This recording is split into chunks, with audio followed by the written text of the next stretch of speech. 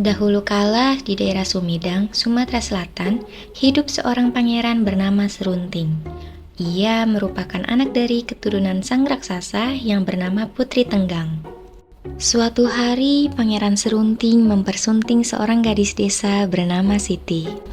Setelah menikah, ia mengajak sang istri untuk tinggal bersamanya di istana. Namun, sang istri bingung. Di satu sisi ia tidak ingin berpisah dengan adik laki-lakinya yang bernama Arya Tebing. Tetapi, di sisi lain, ia harus patuh pada suaminya. Dinda tidak tahu harus berbuat apa lagi, Kanda. Dinda tidak tega jika harus meninggalkan Arya Tebing. Dia adik satu-satunya yang Dinda miliki. Kalau begitu, bagaimana jika Arya Tebing kita ajak untuk tinggal saja bersama di istana? Siti pun menerima saran yang dilontarkan oleh sang suami. Namun, ketika hal itu disampaikan kepada Arya Tebing, adiknya itu justru menolaknya. Ia lebih senang hidup bebas di desa daripada tinggal di istana yang penuh dengan aturan. Keesokan harinya, Arya Tebing bersama Pangeran Serunting berangkat ke kebun itu dengan membawa sebatang kayu pembatas. Setibanya di sana, mereka mulai memasang kayu pembatas itu dengan cara mereka tanam dalam-dalam kayu tersebut di tengah-tengah ladang. Beberapa hari kemudian, pada kayu pembatas itu ditumbuhi tanaman cendawan. Namun, cendawan yang tumbuh pada batang kayu itu justru jauh berbeda. Cendawan yang mengarah ke kebun Serunting hanya cendawan biasa. Sedangkan cendawan yang mengarah ke kebun Arya Tebing merupakan cendawan emas. Arya Tebing pun menjual cendawan emas tersebut dan ia menjadi kaya raya. Rupanya Serunting iri hati melihat nasib baik yang dialami oleh adik iparnya itu. Suatu hari, Serunting mendatangi Arya Tebing yang sedang memetik jamur emas di ladangnya. Hai Arya Tebing, apa yang kau lakukan terhadap tanaman cendawanku? Maksud Kanda, aku tidak mengerti apa yang Kanda katakan. Aku tidak melakukan apapun terhadap cendawan milik Kanda. Ah, bohong kamu. Pasti kamu telah berbuat curang kepadaku. Engkau telah membalik kayu pembatas itu hingga cendawan emas itu mengarah ke ladangmu. Arya Tebing semakin bingung dengan tuduhan yang ditujukan kepadanya.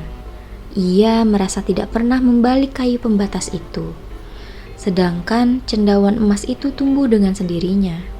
Meskipun ia sudah meminta maaf dan menjelaskan keadaan yang sebenarnya, Pangeran Serunting tidak mau terima. Bahkan, ia menantang Arya Tebing untuk berkelahi.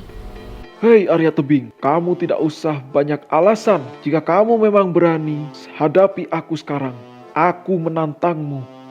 Arya Tebing bingung untuk menjawab tantangan itu. Ia menyadari bahwa dirinya tidak akan mampu menghadapi kakak iparnya yang sakti mandraguna itu. Tapi, jika ia menolak tantangan itu, Pangeran Serunting pasti akan membunuhnya. Baiklah, kalau itu kemauan Kanda, aku akan terima tantangan itu. Tetapi, ada syaratnya. Kanda harus berikan aku waktu 2 hari untuk berpikir. Baik, kalau itu kemauanmu. Jika perlu, latihlah kemampuanmu sebelum waktu itu tiba. Sejak saat itu, Arya Tebing sulit memejamkan matanya. Ia bingung mencari cara agar bisa mengalahkan Pangeran Serunting. Sehari sebelum pertarungan itu dimulai, ia akhirnya menemukan jalan keluarnya. Aku tahu caranya sekarang. Besok, aku akan tanyakan kepada Kak Siti. Ia pasti tahu kelemahan Pangeran Serunting. Arya Tebing menemui kakaknya secara sembunyi-sembunyi. Kemudian, ia meminta kepada kakaknya agar mau memberitahu kelemahan Pangeran Serunting. Kak Siti, tolong kasih tahu aku mengenai kelemahan Pangeran Serunting. Kalau tidak, ia pasti akan membunuhku. Siti bergeming dengan raut wajah sedih. Ia bingung dihadapkan di dua keadaan. Di satu sisi, ia tidak ingin adiknya meninggal karena bertarung melawan suaminya. Di sisi lainnya pun, ia tidak mampu untuk mengkhianati suaminya. Maafkan aku adikku, aku tidak bisa mengkhianati suamiku sendiri. Tolonglah aku, Kak. Jikapun aku mengetahui kelemahan Pangeran Serunting, aku tidak akan membunuhnya.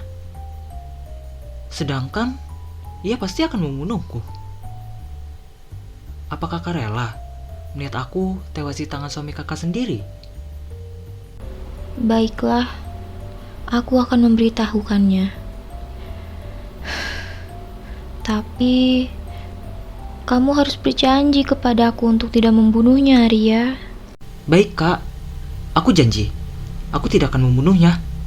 Rahasia kesaktian suamiku ada pada rumput ilalang yang selalu bergetar walaupun tidak tertiup angin. Jika kamu menombak rumput ilalang itu, kekuatan suamiku langsung lenyap seketika. Baik kak, terima kasih atas bantuannya. Pasti besok aku akan menang. Pada hari yang telah ditentukan, keduanya bertemu di padang ilalang dan memulai pertarungan. Baru saja pertarungan dimulai, Arya Tebing sudah didesak oleh serangan-serangan dari Pangeran Serunting. Hah, segitu saja kemampuanmu.